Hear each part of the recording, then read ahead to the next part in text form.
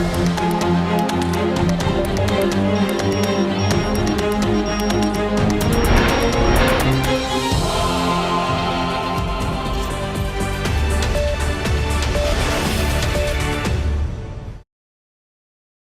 та бүхэнд өнөөдрийн мэндийг хүргэе. Мэдээллийн хөтөлбөр хэлж байна. Анхаарал хандуулна. Эргээрэгч намын гишүүд мэрэгжлийн засгийн газарт орсон ороогүй ялгарч засгаа унгаахгүй хэмээн тэмцэлдэж байгаа. Тэгвэл одоогийн засгийн газарт багтаагүй ч эсэргүү 31-тэйгээ нэгдэлгүй засгаа авч үлдэхээр тэмцэж байгаа хэсэгч байна. Тэдний хувьд засгийн газрыг аль болох тогтвортой байлгахыг хүсэж байгаа гинэ. Харин эсэргүү 31-ийг намаас хөөн гэсэн мэдээлэлээр зарим гишүүд дараах байр суурийг илэрхийлж байна. 65-ын бүдүүн бүлгээс 31 эсэргүүцлээ илэрхийл засгаа унгаах шаардлага хүргүүлээд байгаа. Өнгөрсөн хугацаанд эдгээр 31 гишүүн хэлсэн үгэндээ эзэн болохын тулд байнгын орооны хуралдаанаар хилцүүлж ээлжит бус чуулганаар оруулахар болсон. Гэвч үүний эсрэг тал засгаа унгаахгүй гэсэн төдий тооны гишүүдж байгаа. Арчилсан намын хувьд эрх баригчдын энэхүү хагаралдааныг анхааралтай ажиглаж шаардлагатай үед даацтай хөдөлгөхөр анаж байгаа нь тодорхойгоомаа. Тэгвэл засгаа унгаахаар шаардлага хүргүүлээд байгаа гишүүдийг санал суудлын төлөө намынхаа нэр хүндэд халтсан шийдвэр гаргалаа хэмээн хэвлэл мэдээллийн хэрэгслээр зохион байгуулалтад дайрсан мэдээллүүч эхнээсээ цацагдаад байна. Харин одоогийн засгийн газарт сайдын суудлал болон бусад суудалд очоогүй хэдийг нь засгийн газраас ямар нэгэн байдлаар хараат болсон учраас 31-тэйгээ нэгдэхгүй байна гэх мэдээлж явж байгаа юм. Эдгээрийн нэг нь улсын их хурлын гишүүн Тэмүүлэн. Түүний хувьд засгийн газарт багтаагүй хэрнээ эсэргүү 31-тэйгээч нэгдээгүй. Тэгвэл хувь гишүүний бодлоор засгийн газрыг аль болох тогтвортой байгаасаа хэмээн хүсэж байгаа гинэ. Одоо засгаа огцрууллаа гэхэд дараагийн засаг улс орныг өөдөн татах ямар арга хэмжээ авах нь тодорхойг байгаа. Тиймээс нэгэнт ачааг нь үрүүлсэн шиг үрүүлж хариуцлага тооцох нь чухал байгааг онцолж байна. Засгийн газар огцруулах гэдэг асуудал бол бас ерэн зүгээр энэ өөрөө их хэмжиг асуудал те. Энэ бол нийтлэг ард түмний эрхшилтэй хамааралтай асуудал, улс их орны цаашдаа ирээдүйтэй хамааралтай асуудал. Ерэн зүгээр засаг огцрох болгонд Монгол улс хожиж ирсэн үгүй тийм зүйл бол байхгүй. Өнөөдөр бол хөрөнгө оруулагч тэр гадаад дотоодын хөрөнгө оруулагч тэр ард түмэнч тэр аж ахуйн нэгж байгууллагууч тэр ерөөсөө өсөж байгаа зүйл бол эдийн засгийн доктортой байгаасаа, эрх зүйн орчин доктортой байгаасаа, улс их орон доктортой байгаасаа гэдэг зүйл өсөж байгаа. Тэгэхээр бид нар эндээ нийт сүүлжил одоо ерөн зүгээр шийдвэр гаргах нь зүйтэй байхаа. Яг зүгээр засгийн газарт хариуцлага тооцох байгаа асуудал байгаа зөвхөн нэг жилийн дотор хийсэн ажлынхны үр дүнг нь одоо тооцож энэ дээр хариуцлага тооцныг бол бас энэ хитрхи өрөөсгөл хитрхи бас туширч байгаа асуудал гарч байгаа. Хийж бүтээж байгаа ажлууд нь байна. Ард иргэдийн зүгээс нийгмийн зүгээс бас шүмжлэлт асуудлууд байна. Энэ дээр бол тодорхой үнэлт дүгнэлттэй өгөө тодорхой бас одоо залруулах зүйл бол тэрэн дээрээ бодлогын өөрчлөлтүүдийг хийгээд ингээ явах зүйтэй байх гэсэн юм барьсвартай байна. Миний бие бол ямар ч энэ асуудал дээр бол бас одоо яг энэ засгийн газрын ажлыг өргөжлүүлээд явах хэрэгтэй. Бодлогын үйлчлэгийг өргөжлүүлээд явах хэрэгтэй. Улс их орон доктортой байгаасаа гэдэг байр суурин дээр бол байна. Засгийн газрын үйл ажиллагааг улсын их хурлын үйл ажиллагаанаас салгаж болохгүй гэх тайлбарыг мөн өгсөн юм. Хэрв засгийн газарт хариуцлага тооцох гэж байгаа бол улсын их хурлд ч гэсэн хариуцлага хүлээх нь зүүн хэрэг гэдгийг хэлсэн юм а. Тэгвэл сүүлийн үед засгаа унгаахаар гарын үсэг зурсан улсын их хурлын гишүүдэд Монгол ардын намаас хөөн гэсэн мэдээлэл гарах болсон. Энэ асуудал дээр эсэргүү 31-ийг оюун чимэг дараах тайлбарыг өгч байна. Бүхэл бүтэн 65 бүлгийн тэгээ бас ийм хариуцлагын тухай бодит байдлын тухай шударгууны төлөө явж байгаа гишүүдэд хөөнгөөл 65-ын бүлэг таарна. Энэ ч өөрөө их хурл асуудал хүнд. Тэгэхээр тийм асуудал удирдах зүйл манай удирдлагыг тийм шийдвэр гаргахгүй хаа. Ганц нэг сайд нар л нэг бухимдалтай тийм ярьсан сураг байл. Гэхдээ би өөрөө удирдах зүйл байгаахгүйс учраас мэдэхгүй. Ямар ч энэ сарын 7-оос өмнө буюу эх пүрэв гаргаас өмнө улсын хурлын ээлжид бус чуулган хуралдаж Эрдэнэтийн засгийн газрын хувь зайг шийднэ. Гэхдээ энэ засгийн газар огцорлоо гэхэд дараагийн ээлжлийнхэн хоолнд орж бас нэг засгийн газар бүрдүүлэх нь тодорхой. Харин шинээр байгуулагдах засгийн газар улс орны өмнө тулгамдаад байгаа аливаа асуудлыг шийдвэрлэж ард түмнээ сайхан амьдруулна гэдэг бас л эргэлзээтэй хэвээр үлдэж байна. Гэхдээ гишүүд хэрхэн шийдэхийг энэ 7 хоногт багтаа ард түмэн бид харна. Хэрв шинээр засгийн газар байгуулагдвал улс төрийг тоглоом биш ард түмний амьдралыг шийддэг чухал салбар гэдгийг сайтар ойлгуулах шаардлагатай байна. Мэдээг эрдэнд аваа.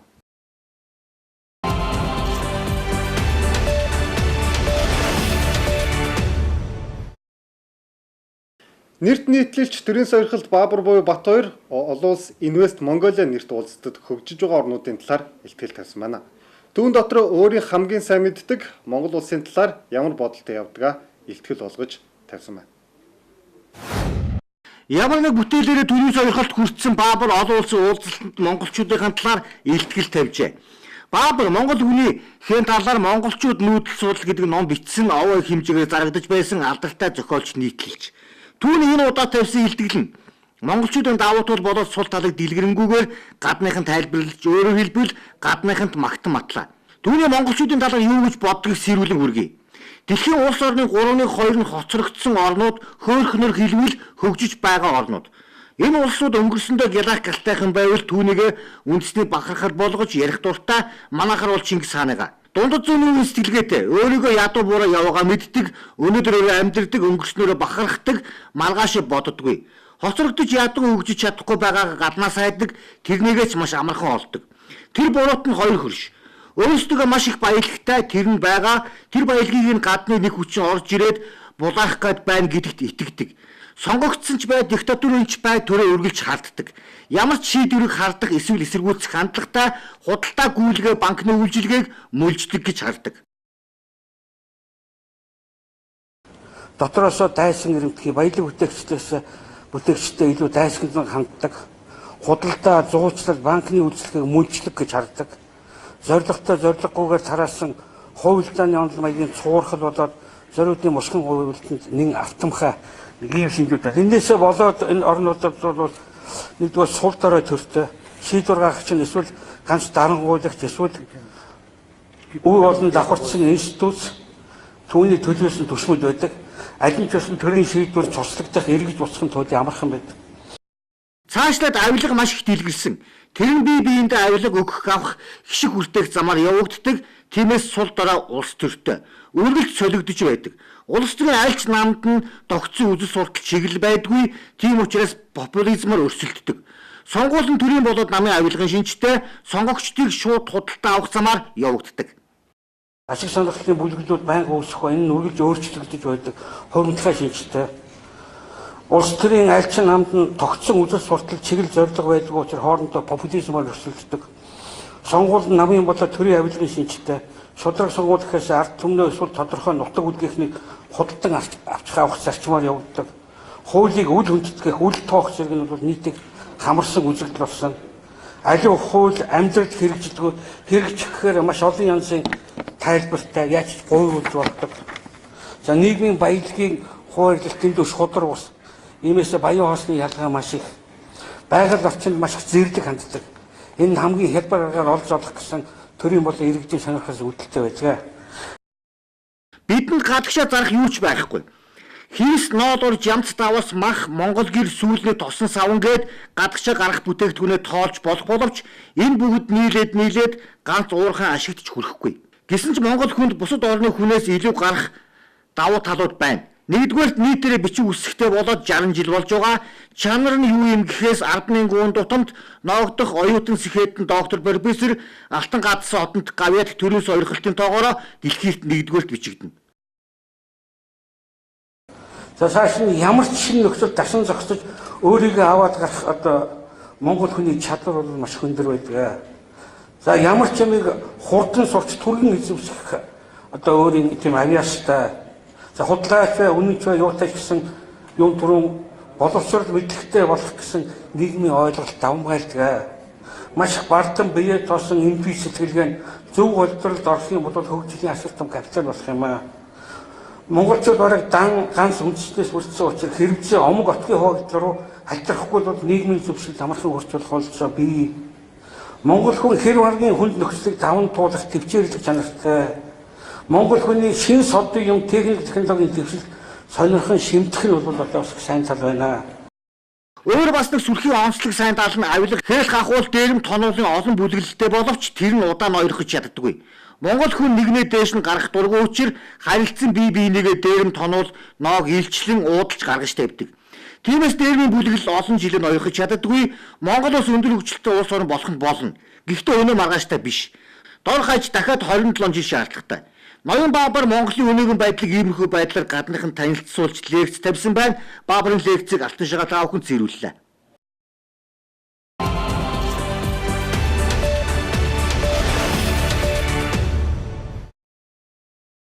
Одоо та бүхэн саарл ордны эргэн тойронд мэдээллийн болонд анхаарлаа хандуулна.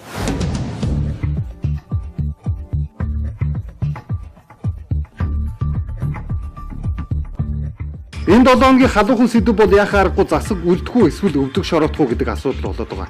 Энэ сарын 7-ноос өмнө улсын хурлын ээлжид бус чуулганы хуралдууд засгийн газрын хувь зайг шийдвэрлэнэ. Өнөөдрийн байдлаар албан ёсоор нэр нь хил болсон 31 гишүүн засгийн газраа огцруулах бичигт гарын үсэг зурсан. Тэгвэл энэ хугацаанд Монгол Ардын намын удирдах зөвлөл хэд хэдэн удаа яаран хуралдаж гарын үсэг зурсан нөхдүүдийнхээ гарын үсгийг буцаах чиглэлд анхаарч ажиллах үүрэг даалгаврыг өөрийн талынхаа нөхдүүдэд өгсөн гэж байгаа. Гэхдээ хий багтааг нь гуйж албан тушаал амлах замаар гарын үсгээ буцаахыг хүсэж байгаа бол жаахан ноото нөхдүүдийг нь авилгатай тэмцэх газар чадвуулна хэмээн сүрдүүлж байгаа гэх мэдээлж явж байна. Гэвч Монгол Ардын намын удирдах зөвлөлийн энэхүү ядсан арга үйлдэл нь ямар ч үр дүн өгөхгүй байна. Тодорхойлбол өнөөдөр хуралдсан Монгол Ардын намын удирдах зөвлөлийн хурлын дараа 2 гишүүн нэмж гарын үсгээ зурна гэх мэдээллийг улсын хурлын гишүүн Нямбатар өгсөн. Хэрв нэмээд 2 гишүүн гарын үсгээ зурчвал 65-ын бүдүүн бүлгийн 33 засгаа унгаах давалгаанд нэгдэж нам дотроо олонх болно. Эдгээр 33 гишүүн дээр арчилсан намын 9 гишүүн нэмээд гарын үсгээ зурчвал 76-гийн 42 нь Эрдэнэтийн засгийн газрыг унгаах үйл ажиллагаанд нэгэн зэрэг конотно гэсэн үг. Мөн энэ тоон дээр улсын хурлын гишүүн Самдын Жавхлан Монгол Ардын Улс намын ганцтай чинь баасан хүнаар нэмэгдвэл засгийн газрын хувь заяа буруугаар иргэнэ. Нэг осондоо улсын хурлын ээлжит бус чуулганыг хүлээх шаардлагагүй засгийн газар огцрох нөхцөл байдал үүсчихэд байна. Гэхдээ өвхтөө өхөр бууга тавина гэх зүйлгэрээр Монгол Ардын намын удирдах зөвлөлөөс хэд хэдэн гишүүдийг гарын үсгээ буцаан татах ажиллагааг амжилттай хэрэгжүүлсэн гэх мэдээлж бас байгаамаа. Өөрөөр хэлбэл мөнгө санхүүтэй холбоотой хөдөлшгүй баримт нотлохоогоо намынхаа удирдах зөвлөлд алдсан нөхдүүд улсын хурлын ээлжит бусаар засгийг унгаахын эсрэг конот дарах нь тодорхой болсон гэх. Ямар ч тач улс төрийн тоглоом үргэлжилсээр эцсийн эц засгийн газар унах үгүй нь Монгол Ардын намын удирдах зөвлөлийнхэн хэр сайн хор найруулснаас шалтгаалахаар харагдаж байна. Уг нь Монголд цэвэр улс төр байдаг байсан бол болохгүй бол засгаа унгаадаг, болж байвал үргэлжлүүлдэг тийм зарчим үйлчлэх байлаа. Гэвч одоогийн гаргаж байгаа үйлдэл үг бүгд ард түмний биш санд суудл горилгчдын эрх ашигыг хамгаалахаар явж байгаа нь даанч харамсалтай.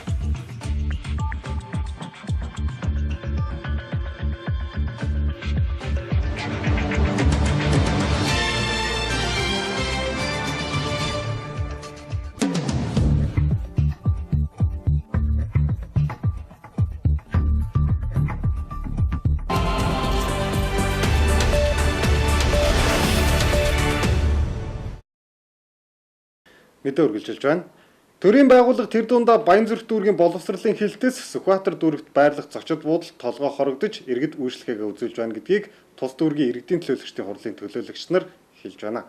Тус дүүргийн засаг даргаар ажиллаж байсан Пүрүдава дүүргийн тамгын газарт байрлаж байсан боловсролын хилцийг өнгөрсөн 8 дугаар сард хамтран ажиллах боломжгүй хэмээн байрнаас нь гаргаснаар өнөөдөр зочид буудалд үйлчлэгээ үзүүлэхээс өөр аргагүй хүрсэн гэдгээ тайлбарлаж байна. За төрийн байгууллага тэр дундаа Баянзүрх дүүргийн боловсролын хилтэс Сүхбаатар дүүрэгт байрлах зочд буудалд толгой хорогдож иргэдэд үйлчлэгээ үзүүлж байгаа гэдгийг Тус дүүргийн иргэдийн төлөөлөгчдийн хурлын төлөөлөгч Дэмбэрэл хэллээ. За Тус дүүргийн засаг даргаар ажиллаж байсан Пүрүдава дүүргийн тамгын газарт байрлаж байсан боловсролын хилцийг өнгөрсөн 8 дугаар сард хамтран ажиллах боломжгүй хэмээн барнаас нь гаргаснаар өнөөдөр иргэд багш нар ийхүү дүүр дамжин чирэгдэж байна гэдгийг тэрээр хэлж байна. За манай Баянзүрх дүүрэг дээр одоо үүсэж байгаа нөхцөл байдал бол засаглалын завхрал бүр хэрдээ туллаа. Энэний нэлээд хэдэн тод жишээнүүд бол төрийн байгууллагууд үйл ажиллагаагаа явуулж чадхаа болсон. Жишээлбэл манай дүүргийн газрын алба 2 дарахтай, нэг нь тамхтай, өрөөгөө, нөгөөх нь өрөөтэй тамгагүй. Энэс үгдээд одоо Баянзүрх дүүргийн иргэд газрын албаны үйлчлэгийг авч чадаагүй. Оны эхний хагас жилийн байдлаар 1511 өргөдөл гомдол овоорцсон, бөөгнөрцөн иргэдийг маш их хэрч хэрэгдүүлж байна. За дараагийн асуудал бол манай дүүргийн боловсролын хилцсэн маань одоо олон жил байрлаж исэн дүүргийн тамгын газраас хөөгдөж гараад одоо Сүхбаатар дүүргийн нутаг дэвсгэрт зочид буудлын хажуу өрөөнд үйл ажиллагаагаа явуулж байна.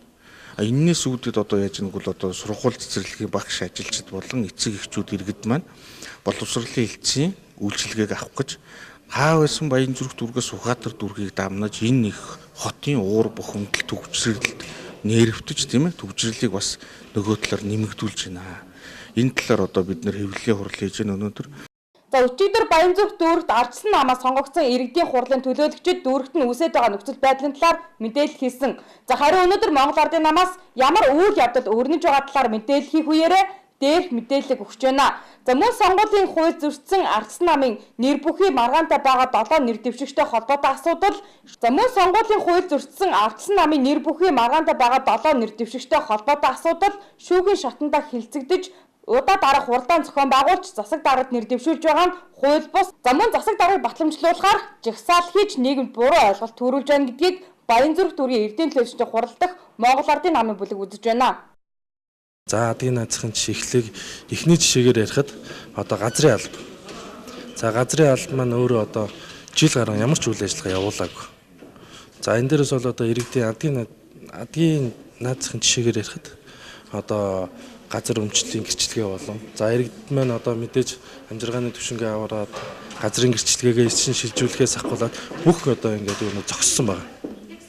За нийслэлийн засаг дарга бол за ерөнхийдөө бол сонгуулийн ерөнхий орооноос гаргасан 61 тод тогтоол буюу албан ёсон эрхэн хэрэгжиж байгаа 34 төлөөлөгчийг бүрэн эрхийнхаа дагуу хуралдаад ирээ гэдэг юм байдалтай байж байгаа. Гэвч одоо ардсан нам нь одоо албан ёсны эрхэн хэрэгжээгүй 7 төлөөлөгч оролцуулаад өөрсдөө одоо хуралдан хууль бусаар ингээ хурлаа өргөн засаг даргад өргөн барьсны нийслэлийн засаг дарга өргөн өглөж аваагүй батламжлаагүй байж байгаа.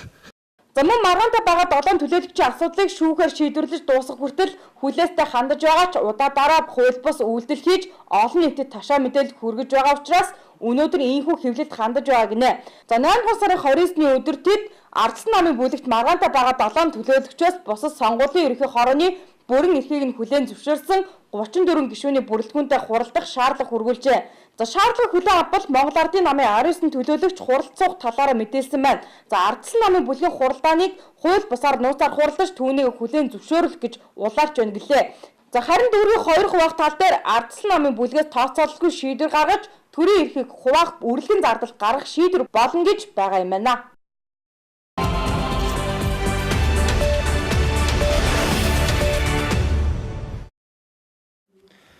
Одоо та бүхэн товч мэдээлэлд анхаарлаа хандуулна.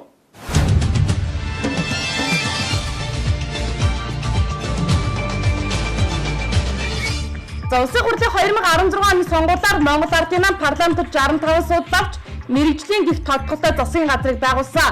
За өнгөрсөн нэг жилийн хугацаанд мэргэжлийн засгийн газрыг Монгол улсын хууль тогтоомжуудыг зөрчиж муу ажилласан гэж намын нүхтэнд дүгнэж огцруулах үндслийг өргөн барьснаар ээлжид бус чуулган зарлагдаад байгаа. За эр баригч намын дотоод зөрчил хурцдаж байгаа юм үед засгийн газрыг огцруулах бичиг гарын үсэг зурсан нэр бүхэн 30 гишүүний талаар Монгол Ардын нам 2021 хаягнаас үүрэн телефоны хэрэглэгчд рүү мессеж илгээжээ. Уг мессежид засгийн газрыг огцруулах үндслэлд гарын үсэг зурсан гишүүдийн нэр, утасны дугаарыг хавсарган таны сонгосон гишүүн ардсан намтай нийлж засгийн газрыг огцруулах гарын үсэг зурсан нь үнэн үү? Эрхэм журмын нөхдөө та дугаар саналаа хэлнэ үү хэмээн мессеж илгээжээ.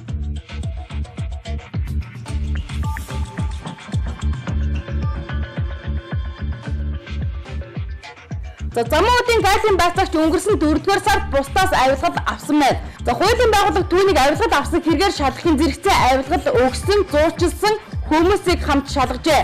За улмаар хэргийг шүүхэд шилжүүлж авилгал авсан газрын байцаагчийг гин бууралтай гэж шүүхээс үзэн 1 жилийн 20 хяд оноос байна.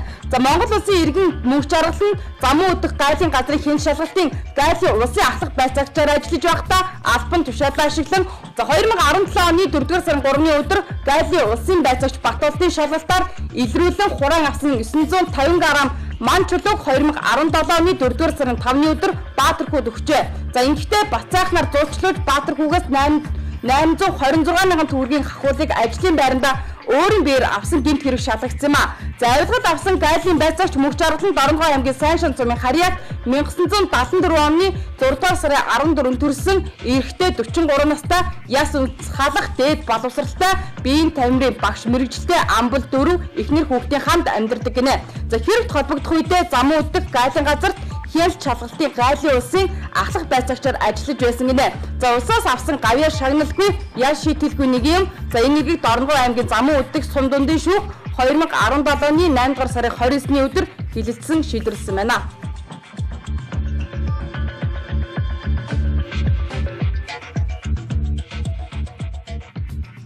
За шонхрыг үндэсний бахархал шувуу болон арилжааны зорилтоор харийнханд худалдаалахыг 5 жилээр хоригдсон шийдвэрийг 2010 оны 1-р сарын 12-нд гаргаж байсан.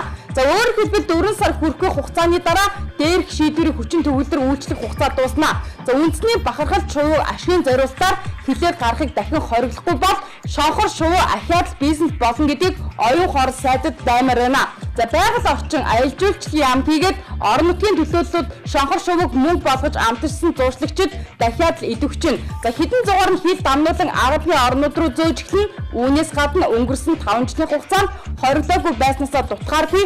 За үүнээс гадна өнгөрсөн 5 жилийн хугацаанд хориглоогүй байснасаа дутгааргүй тонны шонхорыг харийнханд өгсөн байна. За их сурвалжийн мэдээлснээр энэ он засгийн газар шонхор шувууг Араб, Кувейт, Катарын иргэдэд бэлэглэлийн нууц тогтоол дахин гаргасан байж болзошгүй гэнэ. За ийм тогтоол гаргах саналыг байгаль орчин аялал жуулчлалын яамнаас хүргүүлсэн байж болзошгүй гэдгийг хэлж байна. За учир нь дээрх орнуудаас одоогоор манай орны хэд хэдэн томоохон газар бүтээн байгуулалт өрнүүлж хөрөнгө оруулалт хийж дахин өөр зүйлд хөрөнгө гаргах хэсгээ ярилцаж байгаа юм. За хөрөнгө оруулахын өмнө тэдний манайд тавьдаг ганц хүсэл бол яа харахгүй шонхор шувуу. За үүнээс гадна шонхор барих ажил эрчимжиж дорнгийн нутгаар тонголсон машинтай хүмүүс шонхор барьж эхэлсэн байхыг үгүйсэхгүй улмөр цөөнгүй байгааг хэлж байна.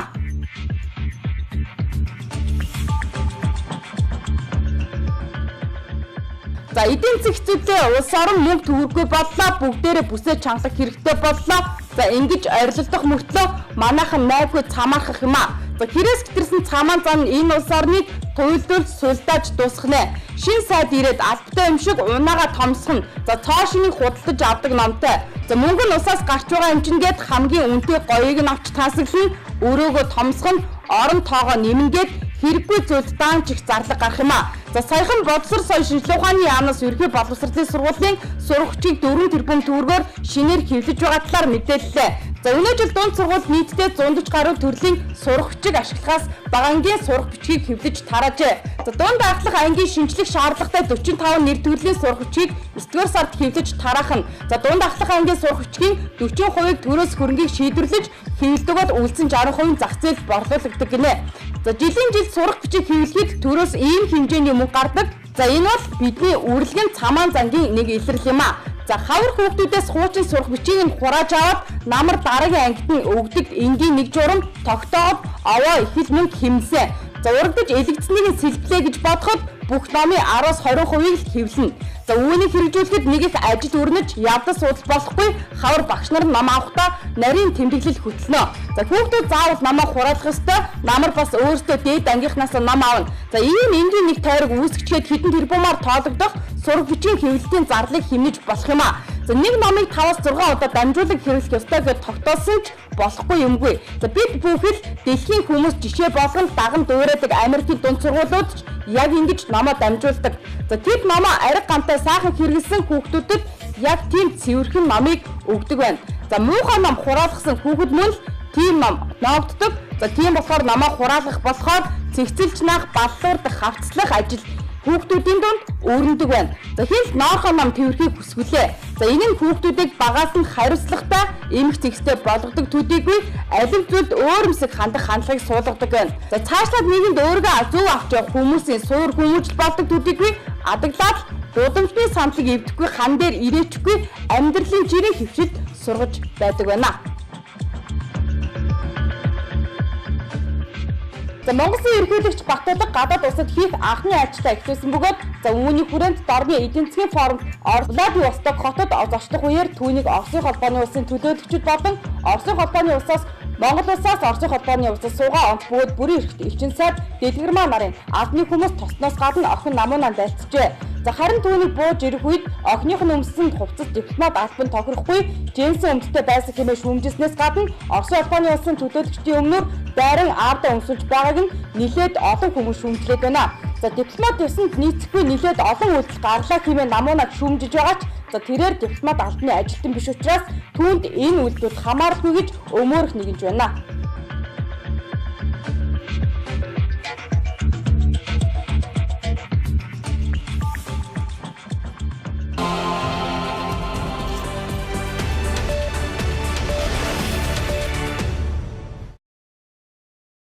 Дараагийн мэдээ. Монгол улсад болсон их хэлмэгдүүлэлттэй холбогдуулан цааслагдсан улс төрийн хэлмэгдэсдийн хүүхдүүд төрийн бас байгууллагынхан Монгол улсын үндэсний аюулгүй байдлын зөвлөлд хүсэлт хүргүүлэхээ мэдгдлээ. Тус хүсэлтэд тухайн үед хэлмэгдэснээс хураасан эд хөрөнгийг хүүхдүүдэд нь нөхөн олгох, чой бизнесийн хөшөөг буулгах, Дорнод аймгийн төвийг Баян түн болгох зэргийг тусгасан байна. За 1937-аас 1939 онд болсон их хэлмэгдүүлэлтийн үеэр нийт эрчүүдийнхээ 20%-ийг цагдан хорж 15%-ийг нь цаазалсан байдаг. За мөн тэдний эд хөрөнгийг нь хурааж байсан түүхтэй хэдийгээр эдгээр хүмүүс цагаатагдсан ч хөрөнгийг нь буцаан олоогүй л байна. За хөрөнгөө хураалгаж амьдын хахацал үзэн хохирсон хохирлыг дэлхий дээр ганцхан Монгол улс хууль зөрчин төлөхгүй байгаа гэдгийг цааслагдсан улс төрийн хэлмэгдэгчдийн хүүхдүүд төрийн бус байгууллагын тэргүүн хэллээ. Насан турш бэлэвсрэн үлдсэн эхнэрийг нь ажил төрлөөс нь хөөж өнчрөн үлдсэн хүүхдүүдийг нь элдвээр хавчиж эрхийг нь хасч нэр төрийг нь гутааж анкет бүртгэлд нь бүртгэж зарим нь сургуулиас нь хасаж боловсрол олох боломжийг нь хязгаарлаж энэний дүнд энэ 37-30-40 онд хэлмэгдсэн улсуудын арга гэрийнхний 87% нь боловсрол олж чадалгүй, эдүгэ хамгийн бага тэтгэвртэй, зарим нь тэтгэврчгүй, орон байрчгүй ингэж хамгийн ядуудад амьдарч өнөөдрийг хүрлээ. За мөн 2010 он тухайн үеийн депутатууд орон байртай байхад нь 70 сая төгрөг, за 2000 шахам ахмад дайчдад 35 сая төгрөг, за улсын хурлын гишүүдэд 1 тэрбум төгрөг өгч байсан ч хэлмэгдэгчдэд одоо хүртэл юу ч өгөхгүй байгааг цааслагдсан улс төрийн хэлмэгдэгчдийн хүүхдүүд төрийн бус байгууллагын тэргүүн хэлж байна. Ватмал тэр тэгээд тэр алтан мөнгө юу байдгийг бай хамгийн мэд лавс би 3 настай хөөхөд тийм байхгүй юу тэгсэн тэгээ үншрээд одоо хүртэл айлын төрөөсөн байр нь тэтгэр байхгүй төмөн боёнгаар монголчууд сайхан сэтгэлтэй Чой болсон бол 20 дугаар зууны түүхэнд тодоос тод үлдсэн хүн. За гэвч түүний хөшөө дурсал газруудыг байлгах нь энэ олон хэлмэгцэн хүмүүсийг хүндэхгүй байгааг нэг хэлбэр гэж үзэж байгаа тэд дурдан хөшөө болон дурсал газрыг нь буулгахыг хүсжээ. За мөн их хэлмэгдэлтийн 80 жил 2017-оос 2019 он тохиож байгаа тул тухайн үеийн түүх үннийг олон түмэнд зарлах хэлмэгдэгчдэд хүндэтгэл үзүүлэх хохирлыг барагдуулах он жил болгон зарлахыг хүсэж байгаагаа хэлж байна. Мэдээ гэрлэмээ.